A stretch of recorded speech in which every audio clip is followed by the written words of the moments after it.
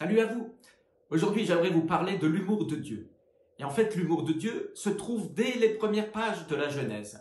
Par exemple, quand tu ouvres les premières pages de la Genèse, tu vas voir que les gens s'engendrent. Ils engendrent des fils, ils engendrent des filles, ils engendrent un peu tout ça pêle-mêle jusqu'au bout de la page. Et tout ce joli monde qui s'engendre va s'arrêter brutalement avec Abraham. Abraham, qui s'appelait Abram avant, et dont la femme s'appelle Sarai. Sarai, ça veut dire ma princesse. Seulement cette princesse était peut-être fort jolie, mais elle était stérile.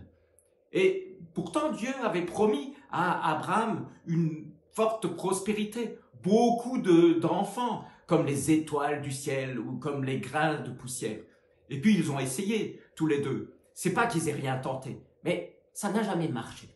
Jusqu'au jour où ils ont eu l'idée d'une mère porteuse. Vous savez, c'est la fameuse histoire avec la servante Agar. Alors bien sûr, ça a fonctionné. Ils ont réussi à régler un problème, mais lorsque tu règles un problème, tu en as 50 000 autres qui se présentent. Et Dieu a continué à promettre à Abraham qu'il aura des tas d'enfants et des tas de fils et des tas de filles. Seulement, Abraham, lorsque Dieu lui a promis ça un jour, il s'est jeté face contre terre et le texte dit qu'il a ri. Alors on ne sait pas, est-ce que c'était un rire de dérision ou un rire silencieux ou un rire où il se disait que finalement je ne crois plus trop ce que Dieu me dit. Jusqu'au ce fameux jour où à midi, il y a eu 3 inconnus qui sont venus pique-niquer chez Abraham. Et au bout du repas, quand ils avaient tous bien mangé et bien bu, il y en a un qui a annoncé à Abraham que sa femme Sarah serait enceinte 1 année à partir de là. Et Sarah était derrière la tente, bien cachée, et elle entendait ce que ces messagers étaient en train de lui dire. Et le texte nous redit que Sarah a ri, Sarai, et on se demande, mais pourquoi a-t-elle ri? Est-ce qu'elle ne croyait pas au miracle de cette nouvelle vie? Non, tout simplement elle a ri parce qu'elle se demandait si elle allait encore pouvoir en profiter, si elle allait encore pouvoir éprouver du plaisir, et puis surtout si son mari allait pouvoir, enfin vous voyez à peu près ce que je veux dire. Toujours est-il que ces messagers partis, eh bien, 1 an après, un fils est arrivé. Et ce fils, c'est Dieu qui l'a appelé, c'est lui qui lui a donné son nom. Et son nom signifie « il a ri », Isaac. Alors on pourrait se demander, mais qui a ri finalement? On pourrait même imaginer que c'est l'enfant, en ouvrant ses yeux, au lieu de pleurer quand il a vu ses vieux autour de lui, il s'est dit « ah, c'est trop marrant ma famille ».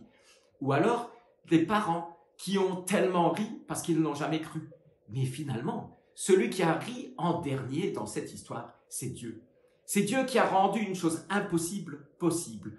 Et la naissance d'Isaac, en fait, c'est une grosse blague. Alors que tout le monde pensait être dans l'impasse, la vie rieuse a fait son chemin.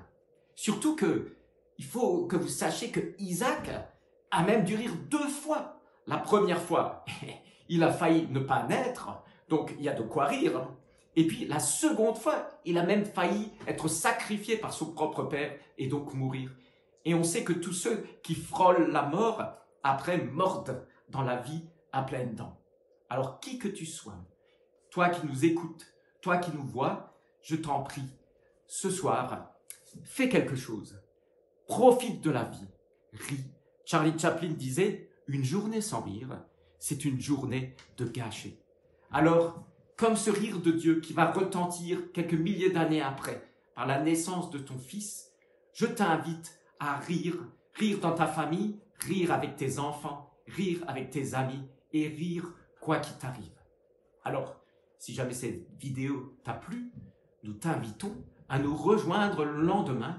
Clique sur la fenêtre et puis tu nous rejoindras. Et tout comme moi, eh bien finalement, tu auras une case en moins et ensemble, nous serons en route vers Noël et au-delà.